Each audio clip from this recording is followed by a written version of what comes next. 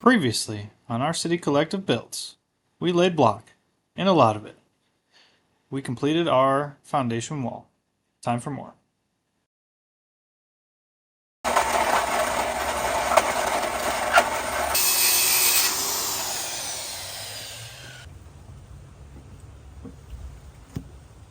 it's beautiful.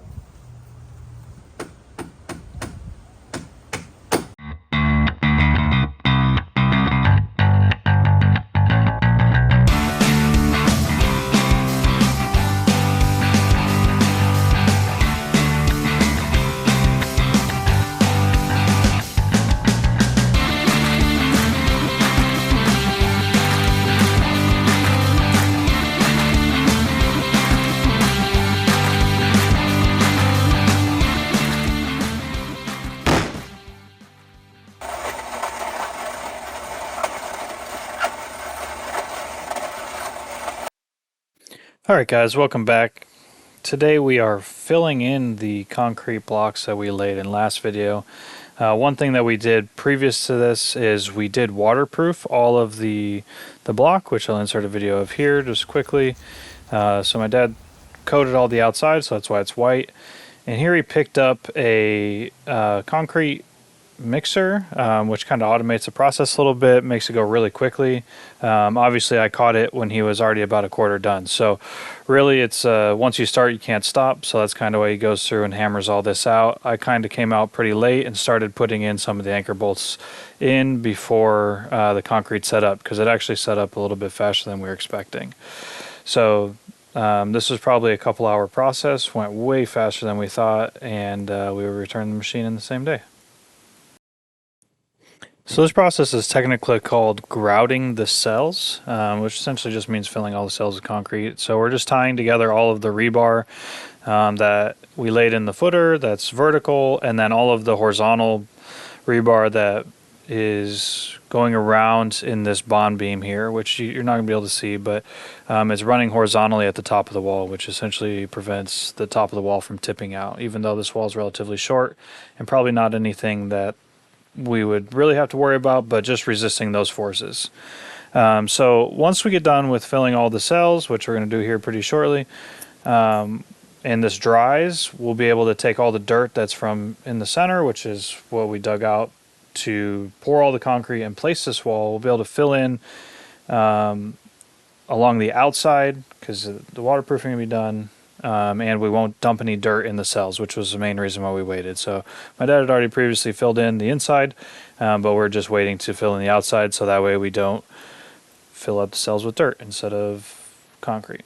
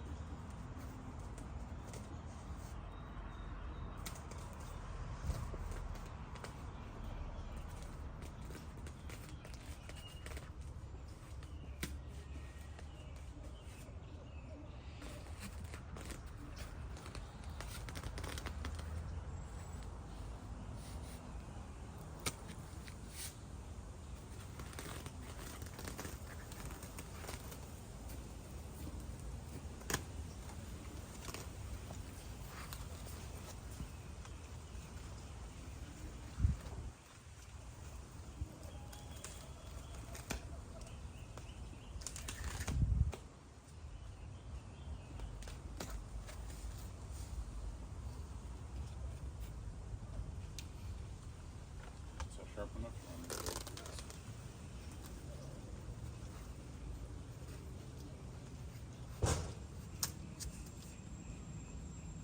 One out.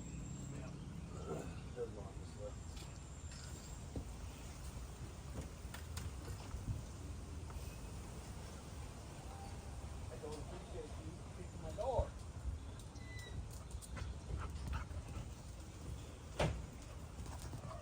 You want to go back inside?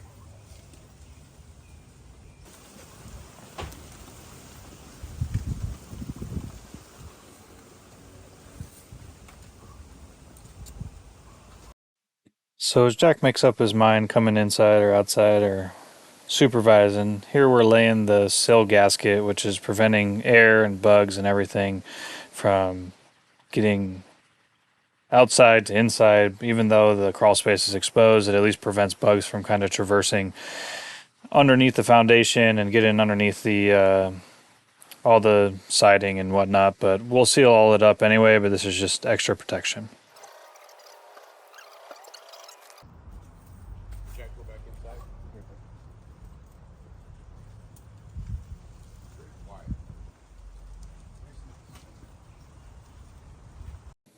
Even though Jack is bummed that his big dirt mountain is gone, he's still having a good time jumping over everything, and there's not a big gap in between all the blocks, so he's enjoying the new construction site, even though it's going to be very different here shortly.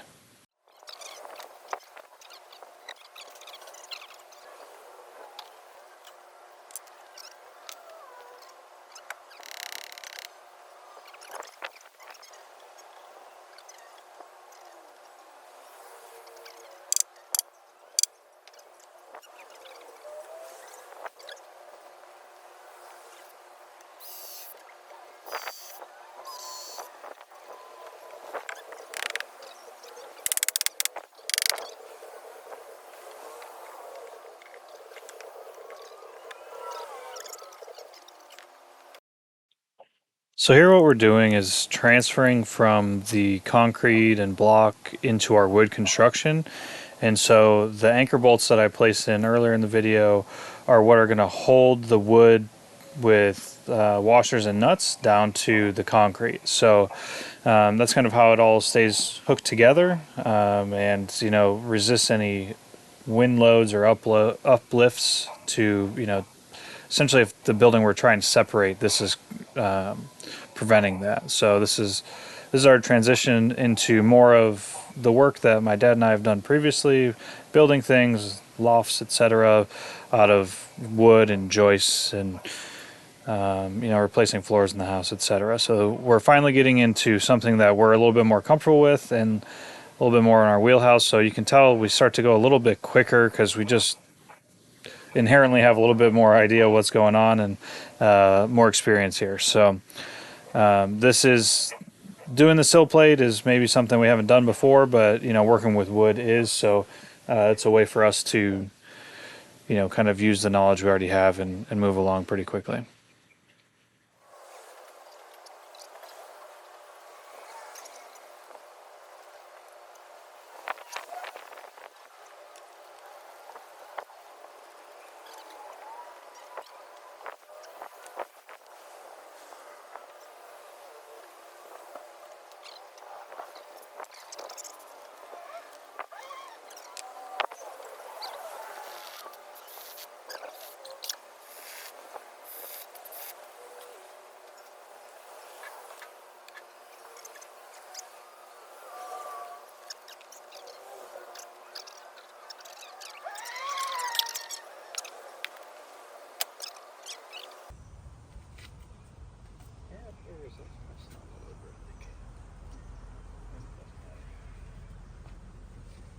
Got a hammer or no?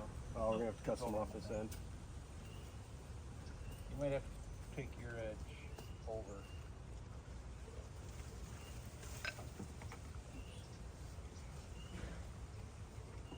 'Cause I'm touching on the inside edge, but if you're on the outside edge, that's fine. Yeah, I think I'm pretty close on the outside edge. Okay. Go ahead and give her a smack. I think it jumped. Okay.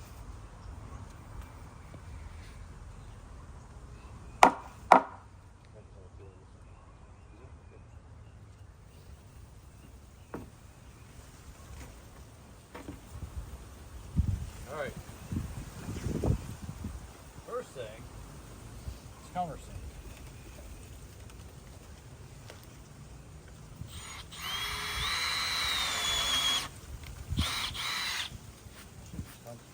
Oh yeah, it's gonna be home.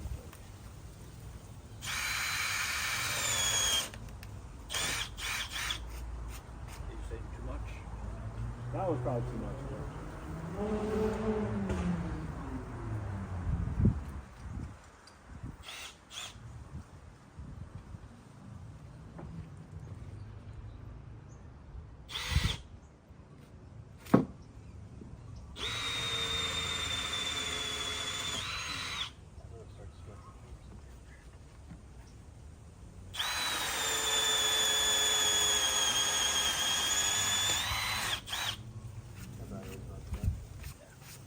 It only had 2 bars on it.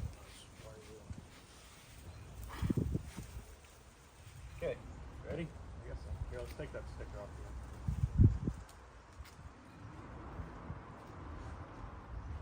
We're gonna have to cut the end off here.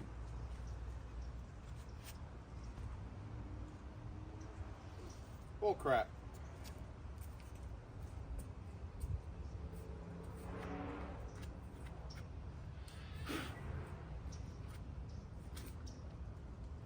What happened to your pencil? Is there nothing left? They're like separated weird. This part clicks now. This part doesn't click.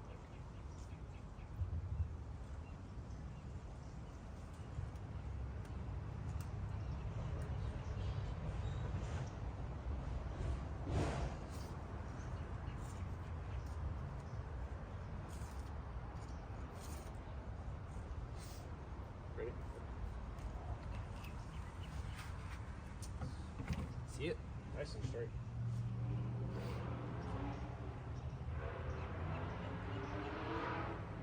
Okay. Straight enough for a sawzall.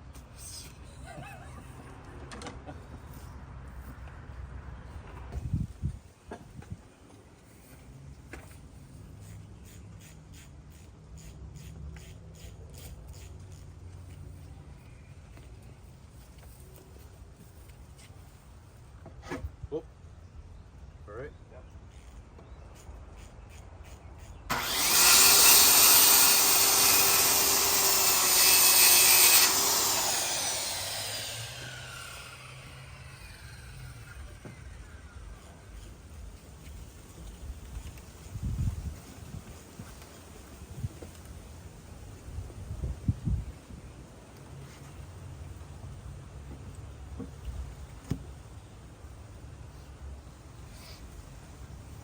How is it? Oh, it's beautiful. You like it? So with all the time lapses that we have, I like to include a piece that shows kind of how much time and effort goes into each piece or everything that we're doing, just because it doesn't really capture it in how much time it really takes to do every piece of this. So that kind of gives you a good glimpse. It's not a long time for these; they're relatively quick, but it still does it adds up. Where this whole process probably took about an hour to wrap up and get all the sill plate done. And sorry about all the winds. It was super windy for the 3 or 4 days that we had been working on the floor here, so you're gonna hear a bunch of blowing around in all the recordings here. But we appreciated the breeze because brought the temperatures down a little bit. My dad didn't bring any shorts to Florida to work on the house, so he was lending some of my backup pairs of shorts here.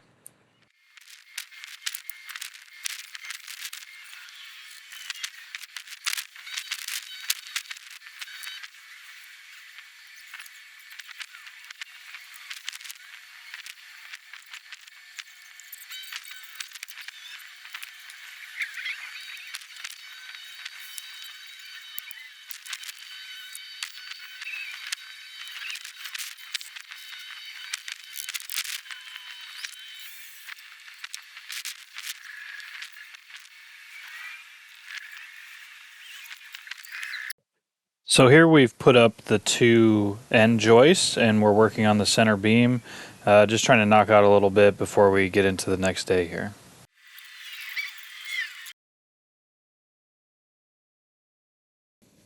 So we're back on the beam, and as you can see we have some laminated pieces here, and so I think we did 3 pieces wide or thick, and so we have a piece going from the left side to the middle, the first pier, from the first pier all the way to the right, and then it switches, so then your next layer overlaps with the previous, and so you can kind of spread that load out across all 4 mounting points, which is left, the 2 piers, and then the right side.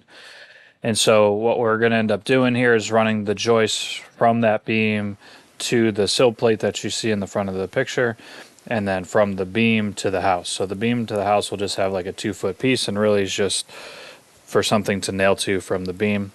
And then the load is really being carried off of that beam and then the exterior wall here.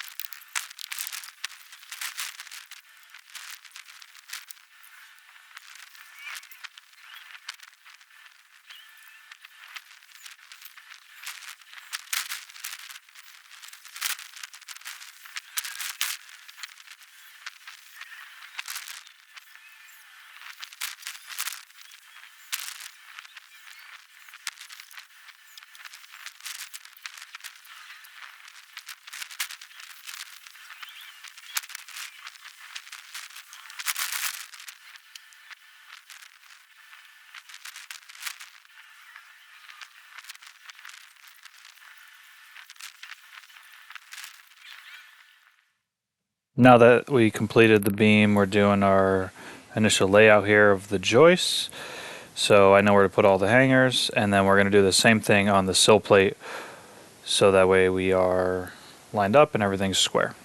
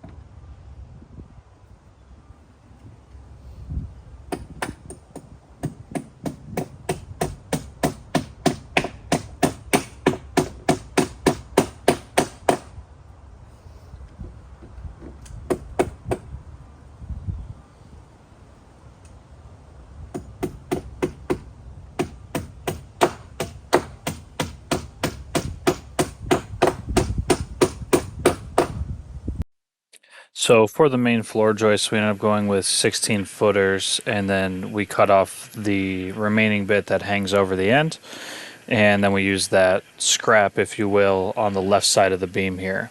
And so instead of having a 14 foot and then just continually cutting 2 foot off, we just use the scrap of the previous one for the other side. And so all these joists took a little bit of trimming just to get in space, just to make sure the everything flushed out with the top of the beam.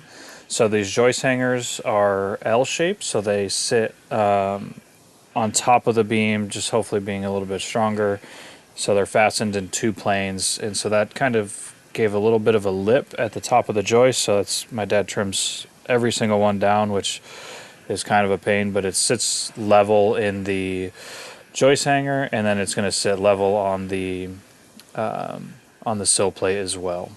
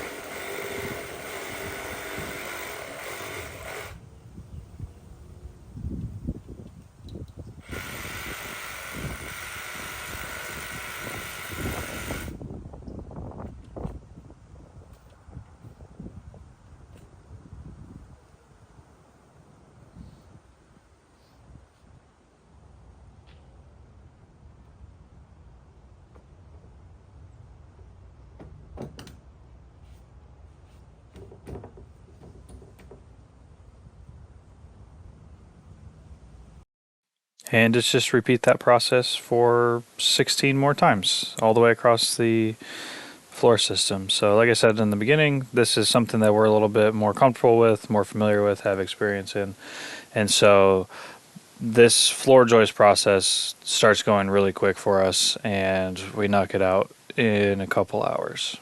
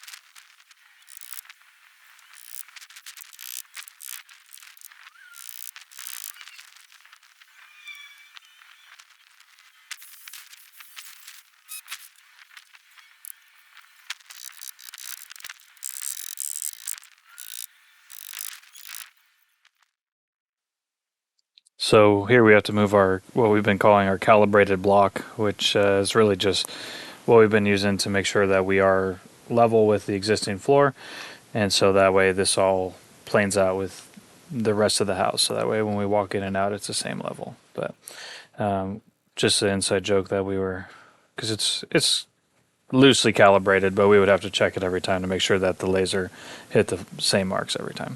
And yes, I did hand nail all of these into place with structural nails, 3 inches in like 15 holes per hanger. So only smashed my thumb about 7 times and was getting completely frustrated with it. But it's done, and it's not going anywhere.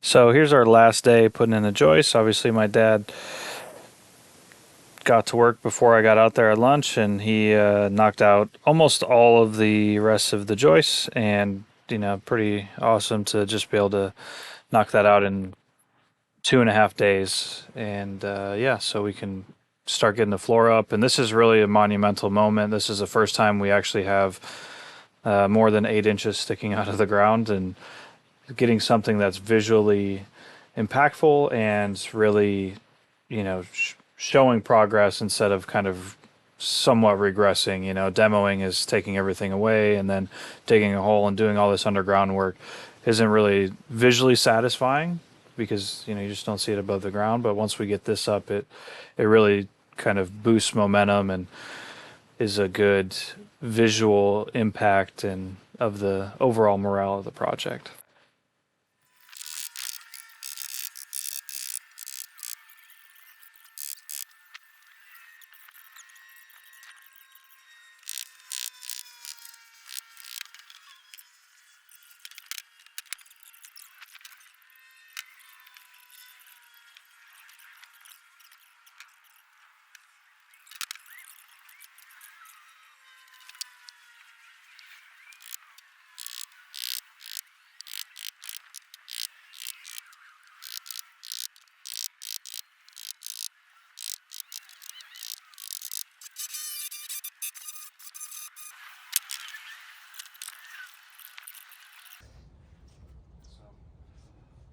So, take your pencil and we'll mark here because it's tight. But you should mark here. We'll see where else down there we'll mark. Or do you want to just And then we'll use snap our them.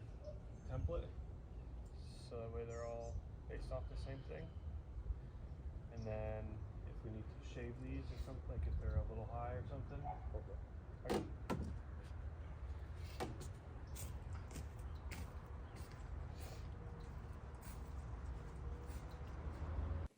Here we're working on the rim joist, which ties all of the end of the joists together, giving them kind of rigidity from tipping over left to right.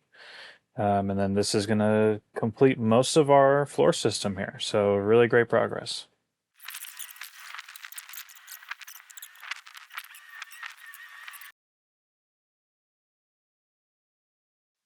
So this is what it looks like and how far we got. We got all the joists hung. We got our rim board up. We put all of the little 2-foot pieces in between the beam and the back.